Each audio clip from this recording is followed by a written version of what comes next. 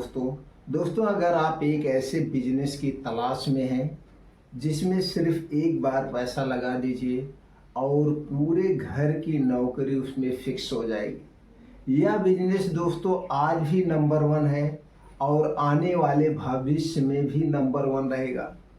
यह बिजनेस पूरी दुनिया का नंबर वन बिजनेस है। इस बिजनेस में कभी नुकसान होगा ही नहीं, क्योंकि इसमें सड़ने गलने वाली कोई चीज ही नहीं है। इस बिजनेस में सिर्फ एक बार आपको इन्वेस्टमेंट करने की ज़रूरत है। जितने ज़्यादा आप इन्वेस्टमेंट करेंगे उतने ज़्यादा पैसा आएगा। दोस्तों इसमें पैसे की कोई लिमिट ही नहीं है। आप लाखों महीना कमा सकते हैं, करोड़ों महीना कमा सकते हैं। आपके घर में 18 साल से प्लस जितने लोग हैं सबकी नौकरी इसमें लग सकती है, चाहे आपके घर में 25 लोग हों, चाहे आपके घर में 50 लोग हों। दोस्तों यह बिजनेस सबसे बेस्ट बिजनेस है। तो दोस्तों आज हम उसी बिजनेस के बारे में बात करेंगे। इस बिजनेस को आपको कहाँ पे करना है, किस लेवल पे करना है और किस लेवल तक इसे आप ले जा सकते हैं। तो दोस्तों वीडियो को ध्यान से अंत तक सुनिएगा, देखिएगा। इसके बाद भी आपकी कुछ बात ना समझ में आए तो दोस्तों कमेंट सेक्शन के माध्यम से पूछ सकते हैं। दोस्तों अगर आप हमें कोई और सुझाव देना चाहते हैं या किसी बिजनेस के बारे में जानना चाहते हैं तो कमेंट सेक्शन के माध्यम से आप सुझाव दे सकते हैं। और आप अपने दोस्तों जो बिजनेस के बारे में जानना चाहते हैं उसके बारे में आप पूछ सकते हैं। अलग से हम उस पर सारी जानकारी आपसे शेयर कर देंगे। तो दोस्तों चलिए जानते हैं आज का बिजनेस कौन सा बिजनेस है। दोस्तों आज हम बिजनेस की बात कर रहे हैं, स्कूल का बिजनेस।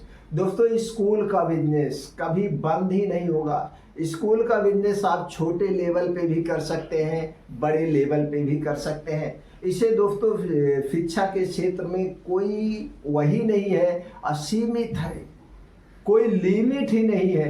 तो दोस्तों चलिए जानते हैं, अगर हम स्कूल की शुरुआत करना चाहते हैं तो स्कूल की शुरुआत किस लेवल पे करें, कहाँ से करें।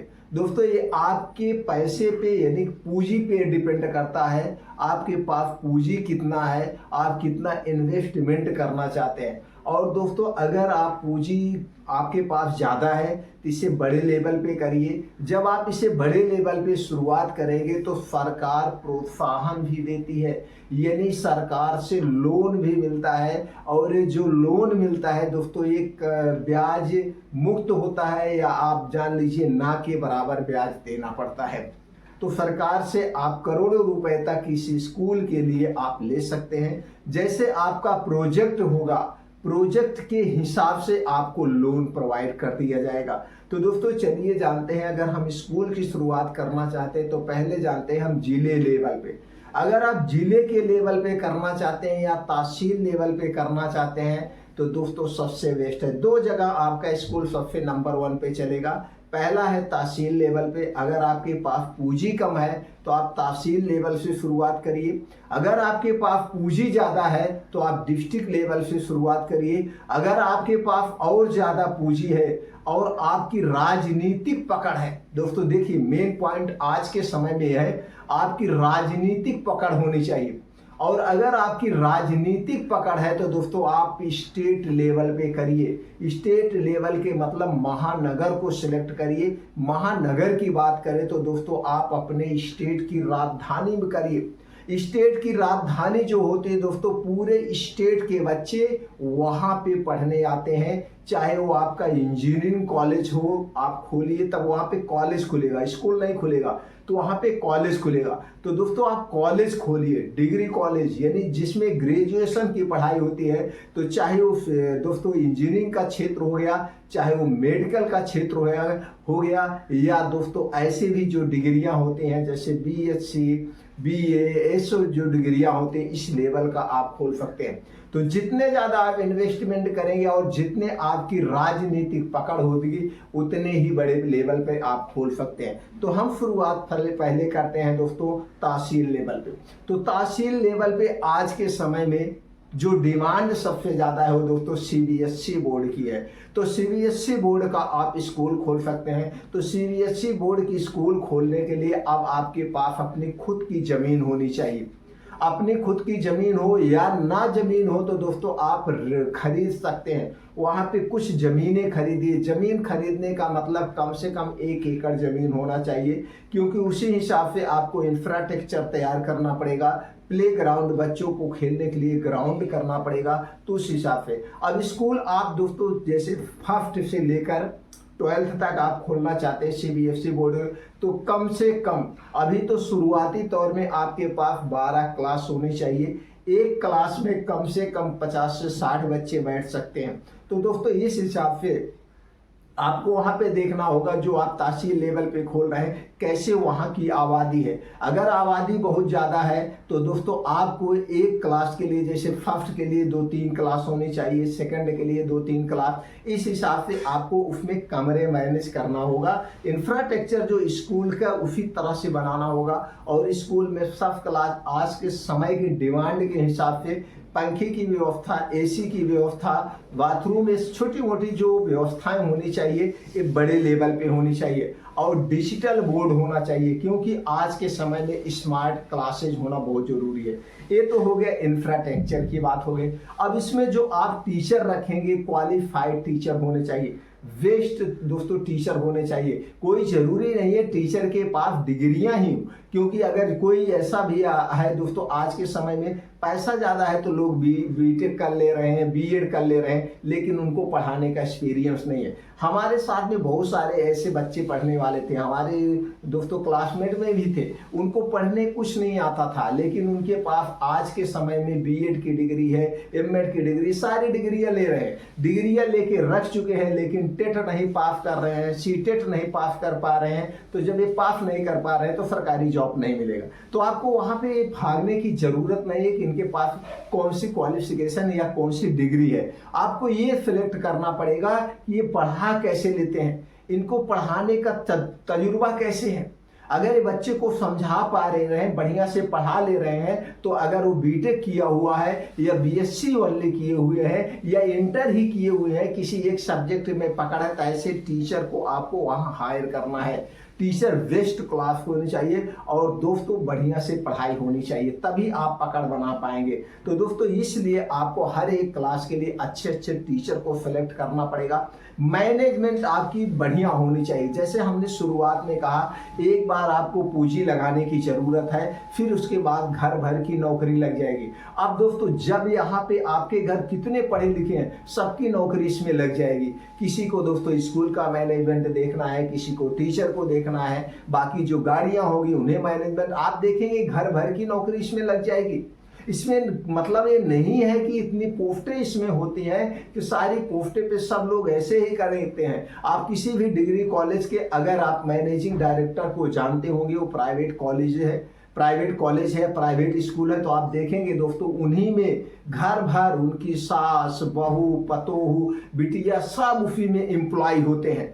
कोई किसी को कुछ पद मिला है, किसी को कुछ पद मिला है, क्योंकि इतना सारा पैसा आता है, इस पैसे को दिखाना पड़ता है, नहीं तो आपको ज्यादा टैक्स देना पड़ेगा। तो जब जितने लोगों को आप नौकरी दे देंगे, अपने घर की नौकरी दीजिए, रिश्तेदारों को दे देंगे, तो आप उतना पैसा दिखा देंगे कि पैसा इतना नौकरी में जा रहा है, तो जो टैक्स की लिमिट होती है वो कम हो जाती है। तो टैक्स से बचत के लिए लोग जो है अपने घर भर के इसमें इन्वॉल्व कर देते हैं। इसीलिए हमने शुरू में कहा घर भर की नौकरी पक्की है। और यह एक बार जो आप स्कूल खोल देंगे, जो एक बार आप डिग्री कॉलेज खोल देंगे, कभी तो बंद होगा नहीं। सिर्फ आप इसे ढंग से समय समय पे मैनेज करते रहिएगा। जितने बढ़िया आपका मैनेजमेंट होगा, जितने बढ़िया आपका मैनेजमेंट होगा, उतने बढ़िया आपका स्कूल चलेगा, उतने सारे बच्चे आएंगे। तो यहाँ पे आपको टीचर बढ़िया से रखना है, टीचर फैकल्टी बढ़िया होनी चाहिए। और एक चीज आपको ध्यान देना होगा, जो आज के स्कूल की सबसे बड़ी गलती है दोस्तों, जब भी हम पीटीएम में जाते थे बच्चों के,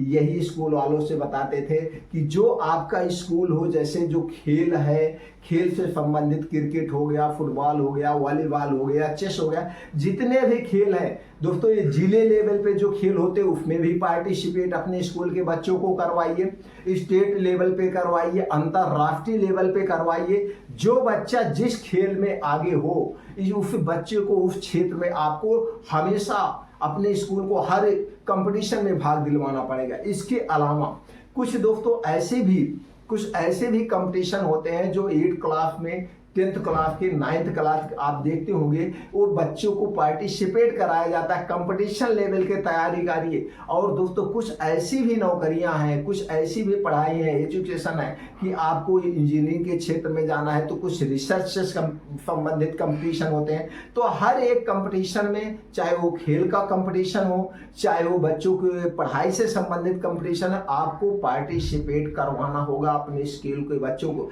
तो इससे क्या होता है, इससे ये होता है कि आपके बच्चे जब उस क्षेत्र में चले जाएंगे, आपके माध्यम, मान लीजिए आपके स्कूल का कोई बच्चा इंटरनेशनल खिलाड़ी बन गया तो आपका नाम होगा, आपके स्कूल का नाम होगा, और एक ही बच्चे को आगे जाने से कई बच्चे आपके स्कूल में भर बैठेंगे।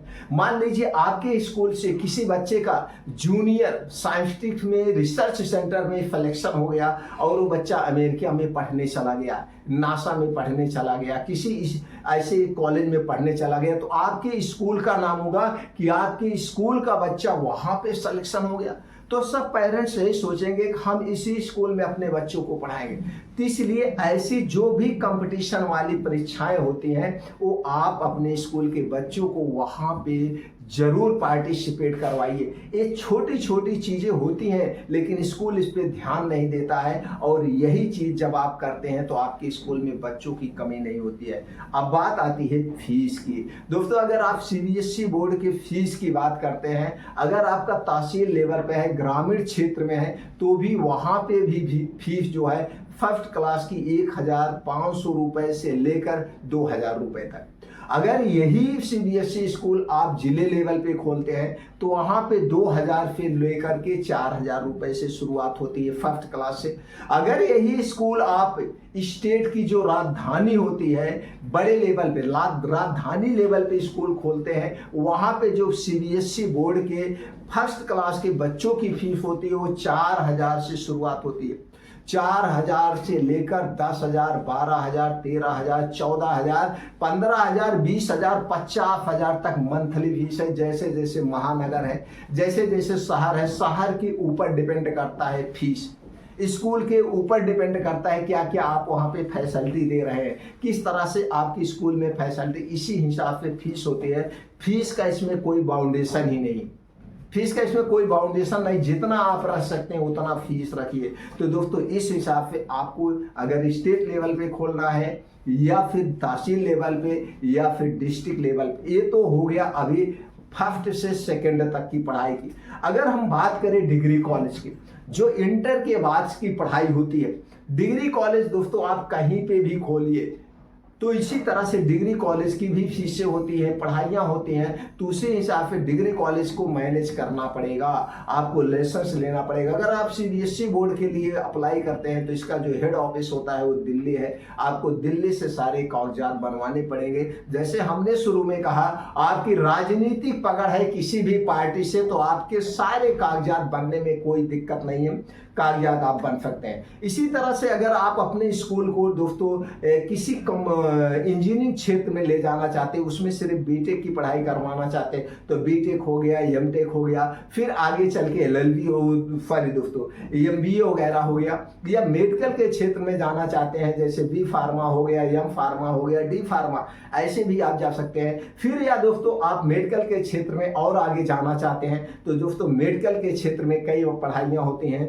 जैसे एमबीबीएस हो गया, नर्सिंग की डिग्री हो गई, या फिर बीएएमएस हो गया, वीएनवाईएस हो गया, दोस्तों बीएचएमएस हो गया, यानी कि कई पैथी में पढ़ाइयाँ होती हैं। तो इसके लिए भी आप अपना स्कूल खोल सकते हैं। जैसे हमने शुरू में कहा, जैसे आपके पास बजट है तो दोस्तों इस क्षेत्र में इतना बड़ा स्कोप है, इतना बड़ा स्कोप है कि इसके जितने ही गुणगान गाया जाए कम है। सिर्फ आपको जरूरत है धैर्य रखने की, राजनीतिक पकड़ होने की, पैसे होने की। अगर ये सारी चीजें आपके पास है तो आप इस क्षेत्र में सबसे सफल आदमी बन सकते हैं। और एक बात को हमेशा ध्यान देना होगा, स्कूल का मैनेजमेंट स्कूल का टीचर, ये दो चीजें सबसे ज्यादा मायने रखती हैं। आपकी स्कूल में अगर टीचर बढ़िया है, मैनेजमेंट बढ़िया है, जैसे हमने शुरू में कहा पार्टिसिपेट अपने बच्चों को कराइए, हर एक क्षेत्र में पार्टिसिपेट कराइए, तो कभी आपका स्कूल बंद ही नहीं होगा। दोस्तों, अगर आप जानकारी से सहमत है तो बहुत सारे लोगों के पास पैसे हैं, इस वीडियो को ज्यादा से ज्यादा लोगों तक शेयर करिए,